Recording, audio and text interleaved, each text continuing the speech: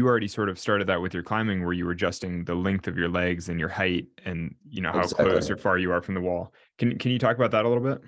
That attitude of your life is over, you're weak and pathetic, continued until I designed my own limbs and I started climbing better than everyone else. This is Climbing Gold. So Alex, I've always been inspired by your free soloing. And I've heard that you completely memorized every single move for the El Cap, like every single hand position and foot No, position. that's overstated. But Okay. I've memorized a lot. Okay. I memorized Right. all the cruxes, obviously, and the important stuff. And it's a 30 pitch route. I memorized at least like 10 or 15 of the pitches. Right, which is But I would say I knew it very, very well. That's a huge memory bank. So Well, through it's not quite memorizing in the same way that you're memorizing discrete, because memorizing sequences, it's kind of like memorizing a dance where it's like the movements flow together. If you have to memorize 100%. each distinct movement, it's really different. But if you memorize it as whole flowing sequences, you're kind of like, oh, and then you do this one thing, but that one thing is actually like 20 different moves. Right, for sure. I realize there's this connection between rock climbing and mathematics. So when you on-site a climb, it's you kind of imagine your body going through sequences, so that there's an intelligence to climbing where you can rapidly recognize sequences. They're sequences of your own body. They're not number sequences, but nonetheless, recognizing these elaborate patterns is a skill I think I developed in climbing that really helped me in mathematics. So I just, so that time period, I went from, being obsessed with climbing to being obsessed with mathematics and physics and computer science. And then later inventing. I was not happy with the functionality of my artificial limbs. The limbs that were given to me were passive. They had no computational intelligence, no sensing, no actuation.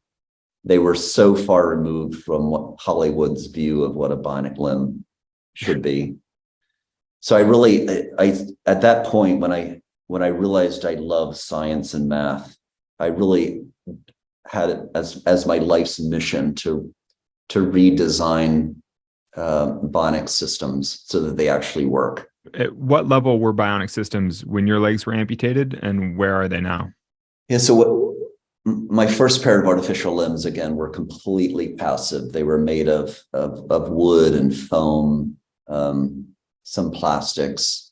In terms of limbs that are controlled by a computer, that was only happening within research laboratories for the most part.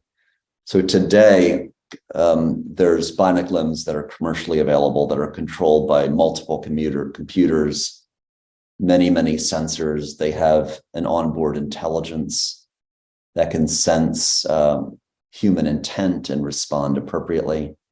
And now we're actually entering a new era where the limbs are actually controlled by the brain and can actually be sensed by the brain in terms of natural proprioception and cutaneous responses.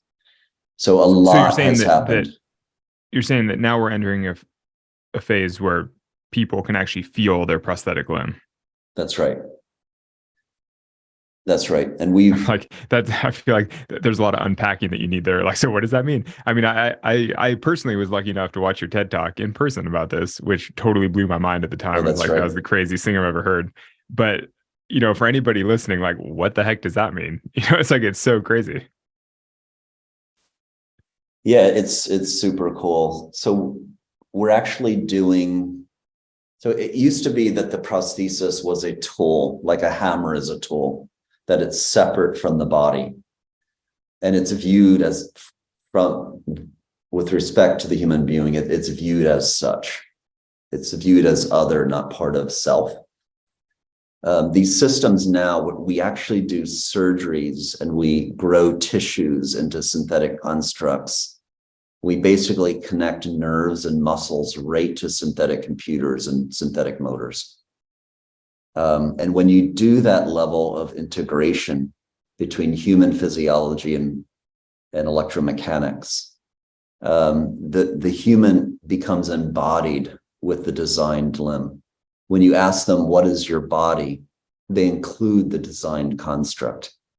So we're at a point in history where we're going, as a species, we're going beyond mere tool use into something that's far more profound and deep.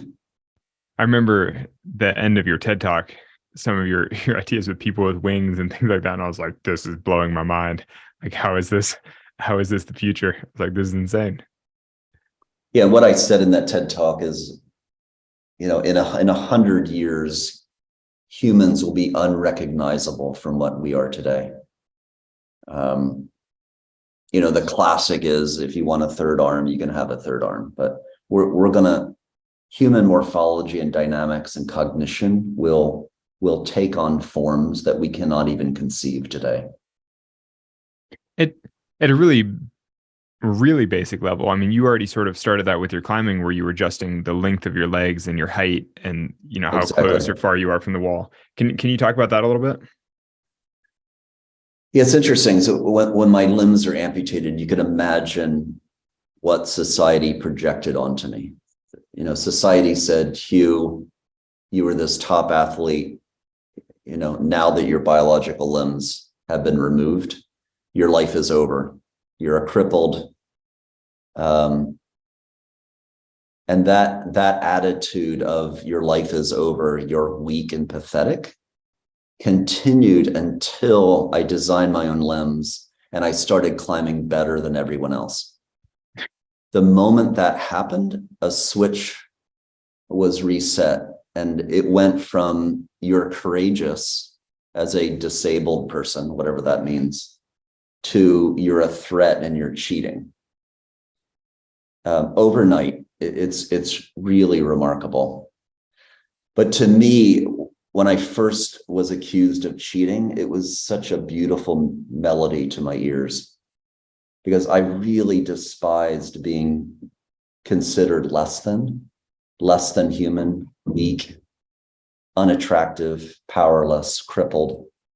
So I would laugh my ass off when people would accuse me of cheating, because it was like the most profound compliment in terms of an athlete with a very unusual body. And how unusual was it? I mean, how tall could you get? How short? Like, what were the variations what was the range of variation that you could have? Yeah, so I can be as short as just over 4 feet, 4 or 5 or something, and I could be as tall as I want. I explored height, but often being really tall is a disadvantage in climbing. Now, I could make myself a little shorter and have a fantastic ape index, which is actually a more of a sweet spot than being really tall. Interesting. Out of curiosity, what is your sweet spot with ape index versus height?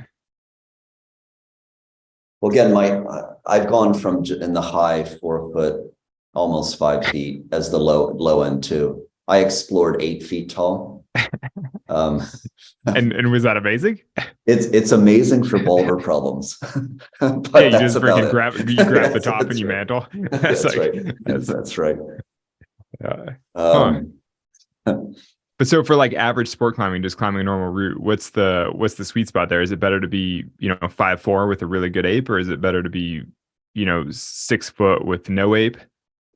Yeah, it depends on the climb. In the Shawangunks, you have these climbs where you climb out one overhang and you get to a vertical section that's about 8 feet, and then there's another overhang, and you have to traverse on top of one overhang but below the second overhang.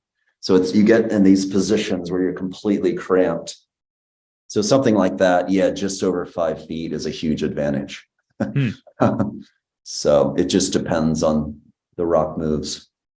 And how adjustable were your legs? Is that something that you could change, pitch by pitch? Yeah, just with an Allen wrench. So like in one day cragging, you could do one pitch being 8 feet tall and one pitch being 5 feet tall.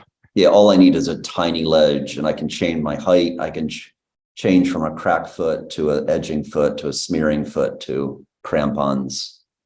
Yeah, it's very simple. So you could conceivably do that mid pitch. Absolutely. If there's a good stance. Absolutely. I mean, I gotta say, I can see why people call it cheating. If mid pitch you suddenly gain 3 feet of height, you're like, oh Jesus. But Alex, it was a balance between advantage and disadvantage. And through that balance, I was able to climb at a top level. So what are the disadvantages? The disadvantages are the prosthesis. Hard to hike to the crag. True. But the prosthesis, I'm in a socket. It's like a cup that goes around my residuum, and it has to come up in the back posterior wall very, very high. So I'm not able to flex my knee more than 90 degrees. So high stepping is really, really hard. Friction is nearly impossible. On a slab, I might be able to do 5-6, but it's a struggle. So depending on the type of climb, you either have this nice balance between advantage and disadvantage, or profound levels of disadvantage.